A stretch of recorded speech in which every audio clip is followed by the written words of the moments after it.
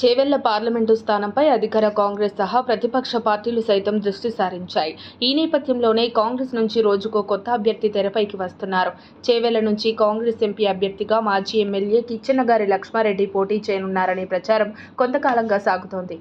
కానీ Vikarabad ZP chairperson Sunitha Reddy ఇటీవలే car దిగి కాంగ్రెస్ గూటికి చేరడంతో ఆమెకి అవకాశం దక్కొచ్చన్న ప్రచారం ఊపందుకుంది. ఆయనకు ఈ స్థానం దక్కకపోవచ్చనే చర్చ నడుస్తోంది. అయినా సరే అభ్యర్థి ఎవరైనా గెలుపు కోసం కేఎల్ఆర్ కృషి చేస్తున్నారు. ఈ క్రమంలోనే ఆయన మాట్లాడుతూ కాంగ్రెస్ సునామీకి మహేశ్వరంలో బీఆర్ఎస్ పార్టీ ఖాళీ అవుతుందని మాజీ ఎమ్మెల్యే కిచ్చెన్నగారి లక్ష్మారెడ్డి అన్నారు. పార్టీని మరింత బలోపేతం చేయడంతో పాటు రానున్న పార్లమెంటు ఎన్నికల్లో విజయఢంకా మోగించడానికి తమ వంతు కృషి చేయాలని కార్యకర్తలకు పిలుపునిచ్చారు.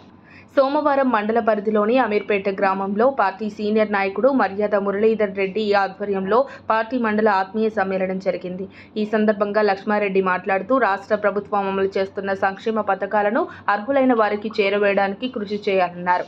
గత 10 ఏళ్ల పార్టీ కోసం కష్టపడే కార్యకర్తలను కాపాడుకుంటామని కేఎల్ఆర్ చెప్పారు. మహేశ్వరం నియోజకవర్గంలో కారును షెడ్డుకు పంపి కాంగ్రెస్కు పూర్వ వైభవం తేవాలని పిలుపునిచ్చారు.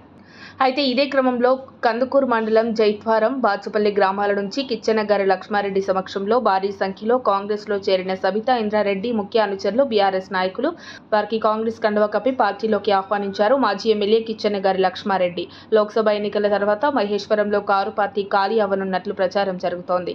చేవెళ్లలో 3 పార్టీల నుంచి 3 ఉద్దండులు బరిలోకి దిగనుండడంతో ఈసారి చేవెళ్ల పోరు రసవత్తరంగా మారనుంది. మరిన్ని అప్డేట్స్ కోసం మా కాయ్ టీవీని సబ్స్క్రైబ్ చేసుకోండి. మా వీడియో కనుక మీకు నచ్చినట్లయితే లైక్ చేయండి, షేర్ చేయండి. మీ విలువైన అభిప్రాయాలను కామెంట్ బాక్స్లో తెలియజేయండి.